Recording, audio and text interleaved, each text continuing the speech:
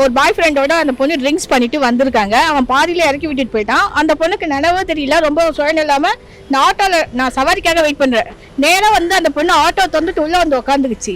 என்னம்மா எங்க போன, நீ பாட்டு உள்ள வந்து உட்காந்துட்டே, என்ன விஷயம்னா, அக்கா நான் பாய் ஃப்ரெண்டோட வந்து அவன் நிறைய ட்ரிங்க்ஸ் கொடுத்துட்டான், எனக்கு வழியும் தெரியல, ஆனா நான் போகணும், எனக்கு எதனா ஹெல்ப் பண்ணுங்க அப்படின்னாங்க.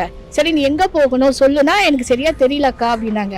அப்புறம் நான் என்ன பண்ணேன், ஃபோனு கொடுன்னு சொல்லி லாஸ்ட்டாக அந்த என்ன நம்பர் ஃபோன் பண்ணாங்களோ அந்த நம்பருக்கு கால் பண்ணி இவங்க அட்ரஸை வாங்கி கொண்டு போயிட்டு நான் ஐநாவரத்தில் அவங்கள ட்ராப் பண்ணேன். காசு கொடுத்தாங்க, நீ வச்சுக்கோ, நீ ஏதோ பாவம் உன்னை கொண்டு வந்து இறக்கி விட்டு போயிட்டா, இனி நம்பி அவங்க கூட நீ இதுக்கப்புறம் போகக்கூடாதுன்னு சொல்லிட்டு சேஃப்டியாக அவங்க வீட்டில் விட்டுட்டு நான் விடும்போது மணி 12.